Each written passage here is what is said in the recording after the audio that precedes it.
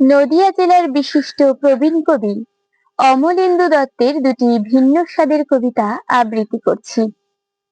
প্রথম কবিতা অব্যক্ত। বহুদিন হয়ে গেল, কিছু কথা মনের কোণে জমে আছে, বলবো বলবো বলেও বলা হয়নি। সময় অবসরহীন, কিন্তু আমি অসহায়।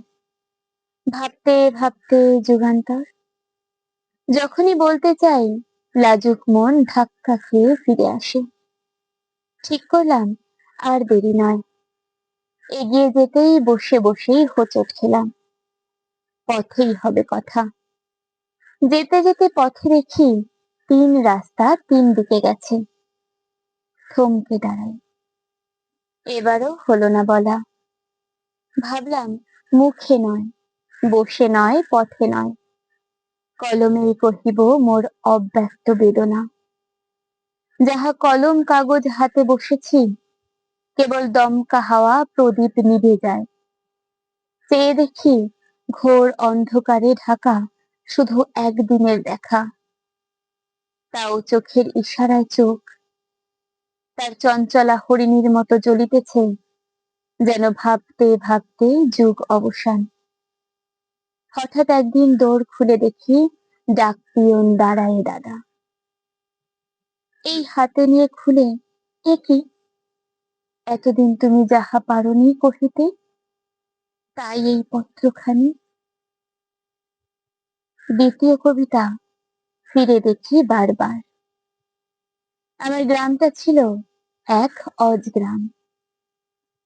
কলকাতা হতে বহু দূরে ময়মনসিংহ জেলার এক প্রত্যন্ত কোণে পাহাড়ের নিচে। একদিকে পাহাড় আর নদী খাল বিলে ভরা। নদী কূলে পাহাড়ের বুকে ছোট্ট গ্রামখানি। লাল মাটি পাথরের বুকে সবুজের হাতছানি। পরন্ত সূর্যের আলো প্রতিবিম্বিত হয়ে রচনা করলো রামধনু। গাঙেতে মাঝিরা ভাটিয়ালি গান গেয়ে দাঁড় টানে উজানের পানে।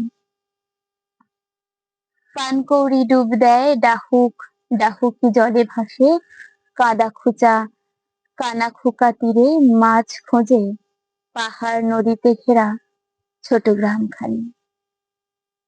শাল শিমুল আর হিজলের দল সারি সারি দাঁড়িয়ে আছে উপরে ও নিচে। দিগন্তের সূর্য কিরণ বাঁকা হয়ে পড়ে। হিজলের ডালে বেগুনি রঙের ফুল মাথা নেড়ে চড়ে। সরোবরে শাপলার ফুল মাথা নাড়িছে, যেন বলাকার দল একসাথে ফিরে আসেন রে। সূর্য ডুবু ডুবু, এরই মাঝে এক কোণে অন্ধকারে ডুবে যায় ছোট গ্রামখানি। কবিতা আবৃত্তিতে ছিলাম আমি, মিতু রানী দাস।